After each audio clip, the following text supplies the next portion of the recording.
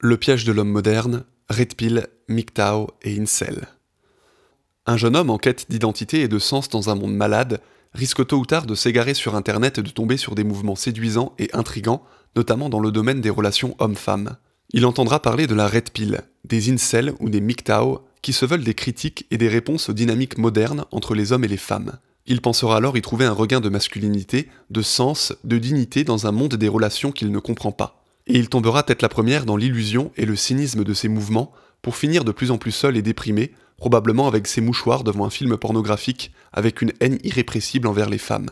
Le mouvement Red Pill, tout d'abord, se présente comme une tentative d'éveil face à des systèmes perçus comme injustes envers les hommes, notamment dans les relations et la société. Cependant, malgré certaines observations valables, ce mouvement est profondément critiquable sur plusieurs plans, idéologiques, éthiques et pratiques. Effectivement, le mouvement Red Pill, dont la symbolique est empruntée au film Matrix et la fameuse pilule rouge, qui permet lorsqu'on l'avale de voir le monde tel qu'il est vraiment, tend à réduire les relations hommes-femmes à une série de dynamiques biologiques ou transactionnelles, immuables, bien trop simplistes et fatalistes. Les concepts d'hypergamie, c'est-à-dire le fait que les femmes choisissent systématiquement des hommes de statut supérieur à elles, ou de marché sexuel, sont utilisés comme des explications universelles, ignorant les variations culturelles, sociales et individuelles, et cloisonnant l'individu dans des concepts mentaux réducteurs qui figent sa perception des relations.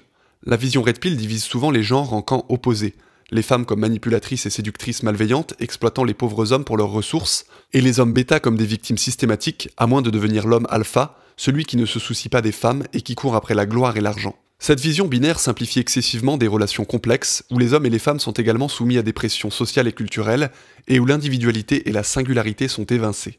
Le mouvement prône une ascension vers le mâle alpha, une masculinité basée sur le pouvoir, le statut et la domination, souvent aux dépens des femmes, dans un espèce d'élan visant à réinstaurer des valeurs patriarcales perdues.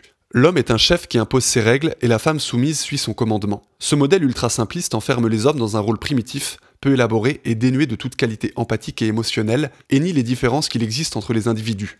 Plutôt que d'encourager les hommes à travailler sur eux-mêmes pour construire des relations authentiques et un sens moral et éthique profond, la Red Pill leur propose de maximiser leur valeur sexuelle sur le marché à travers des marqueurs futiles et matériels comme l'argent, l'apparence ou le statut social pour attirer des femmes. Cela alimente une posture défensive et cynique face aux relations, où les autres hommes sont systématiquement perçus comme des adversaires potentiels qui convoitent les femmes très désirables physiquement, prêtes à les tromper au premier signe de faiblesse. Nous sommes typiquement dans les symptômes d'une société de paraître, où les individus sont obsédés par leur image au point de n'avoir que cela en tête et ne s'occupant jamais de leur évolution interne.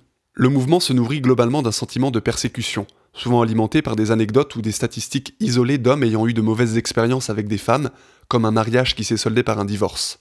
Ce climat de victimisation empêche les hommes de développer des solutions constructives à leurs problèmes réels et les enferme dans une mentalité de ressentiment, de faible et de sous-homme. En promouvant une méfiance généralisée envers les femmes et les relations, la Red Pill pousse ses adeptes à s'isoler ou à envisager des relations humaines sous un prisme strictement utilitaire, ce qui aggrave souvent leur solitude. Ils perçoivent alors le monde de manière très cynique, étant sans cesse dans la réévaluation de leur statut et valeurs projetées et voyant les autres hommes comme des concurrents directs. N'oublions jamais que nous contribuons à créer la réalité que nous projetons autour de nous. Ainsi, un homme avec une mentalité superficielle Red Pill va attirer précisément le genre de partenaire vénal et soumise qu'il prévoyait, renforçant alors son image généralisée des femmes.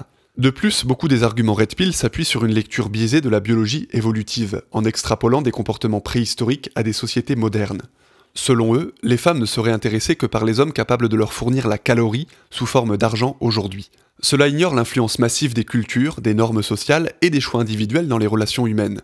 Le mouvement utilise souvent des chiffres pour étayer ses thèses, mais ces données sont fréquemment déformées, mal interprétées ou issues de sources peu fiables, renforçant un récit qui n'est pas toujours basé sur des faits. Plutôt que d'aider les hommes à nouer des relations épanouissantes, la Red Pill pousse nombre d'entre eux vers un isolement émotionnel et social, aggravant leur mal-être initial et les poussant bien souvent à adopter une mentalité incel ou MGTOW. Les incels, pour célibataires involontaires, sont des hommes qui s'identifient comme incapables d'établir des relations sexuelles et amoureuses avec des femmes, se pensant notamment rejetés du marché de l'amour à cause de leur apparence, de leur statut ou de leur patrimoine. Ils se noient misérablement dans un mélange de misogynie et de victimisation. Les MGTOW, quant à eux, se définissent comme les hommes qui suivent leur propre chemin, et rejettent les normes sociétales modernes, notamment celles liées aux relations avec les femmes.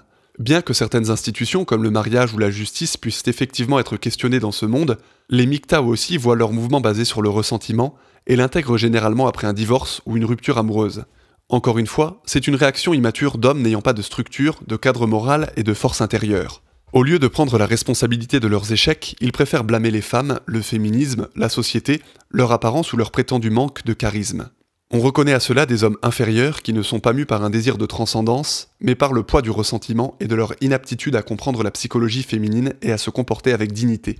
La Red Pill, en caricaturant les relations et en renforçant des stéréotypes de genre, s'oppose aux efforts pour construire une société où hommes et femmes peuvent coopérer sur un pied d'égalité. Le mouvement excelle dans la critique, mais échoue à proposer des solutions viables. Il ne valorise pas l'introspection ou la résolution des traumatismes personnels. Il ne favorise pas la construction d'une masculinité saine, capable de naviguer dans un monde complexe sans ressentiment. Il ne propose pas non plus de vision équilibrée sur les relations humaines, où l'empathie et le respect mutuel sont centraux.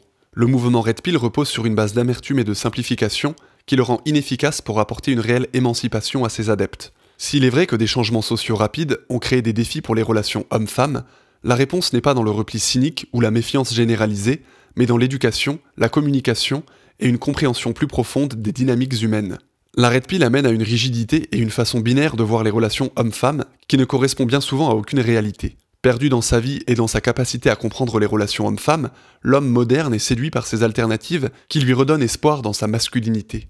Mais il tombe alors dans une illusion totale et continue inlassablement à jouer le jeu d'une société malade qui simplifie tout pour le perdre dans la folie. En réalité, les hommes qui se laissent avoir par ce genre d'idéologie sont des anti-rebelles. Ils pensent avoir trouvé une alternative à leur mal-être, mais ils sont en réalité en fuite de la prise de responsabilité et d'élévation. Un individu supérieur qui a réalisé le travail nécessaire à l'élaboration de son cadre moral, puis à la prise de conscience et la lutte contre ses peurs et ses faiblesses, ainsi que l'apprentissage des rudiments de la psychologie, ne tombe jamais dans une simplification binaire du monde, ni dans une plainte permanente. Il sait que les individus, hommes comme femmes, présentent des caractéristiques tendancielles attribuées à leur genre, mais également une énorme variance dans les caractères, les préférences, les comportements, etc. Ces mouvements basiques relèvent de la mentalité de victime et sont des pièges à l'élévation personnelle. Pour transcender et se sortir du piège de la Red Pill et autres mouvements dérivés, il faut commencer à s'en détacher et ne plus projeter une vision binaire et étriquée du monde. Ne pas faire de suppositions, comprendre que nous sommes tous différents et soumis à des influences multiples est essentiel pour ne pas cultiver de ressentiment à l'égard de l'autre sexe. Pour comprendre les dynamiques des relations hommes-femmes, il convient de s'intéresser à la psychologie, aux concepts d'énergie féminine et masculine, aux systèmes hormonaux des deux sexes et à leurs tendances comportementales. Mais comme dans toute théorie, bien qu'il existe des principes presque universels, dans la pratique, aucune relation ne se ressemble totalement. Les hommes et les femmes représentent les deux facettes d'une même pièce. Certains hommes ont des tendances comportementales qui se rapprochent plus de celles des femmes, et certaines femmes se comportent plus comme des hommes. Un homme qui travaille à sa propre élévation, à travers l'élaboration d'un cadre moral et d'un idéal, puis d'un travail psychologique profond pour se libérer de ses croyances et se forger un mental neuf, en n'oubliant pas d'intégrer le travail de son corps dans l'équation, deviendra naturellement juste, intègre, courageux et désirable.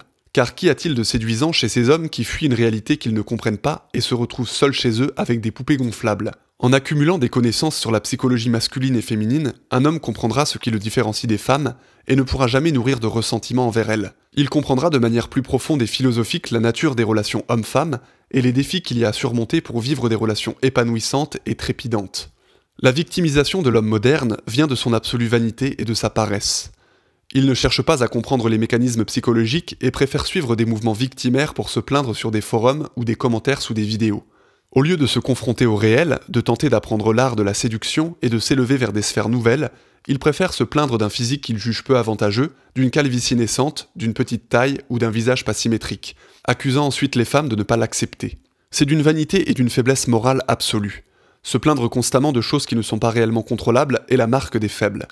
Un homme qui s'élève ne porte aucune attention au paraître et aux futilités de l'existence, mais concentre son énergie autour d'un idéal moral qui dépasse sa propre personne. Il intègre la présence des femmes dans sa vie, si tel est son choix, de manière naturelle et évidente. Les mouvements MGTOW ou Incel nient la réalité biologique et le désir profondément humain de nouer des contacts avec la jante féminine, et nient ainsi la vie en elle-même. Un individu émancipé crée son propre rapport aux femmes et sa propre façon d'entrevoir les relations, basée sur sa personnalité, ses valeurs et ses désirs.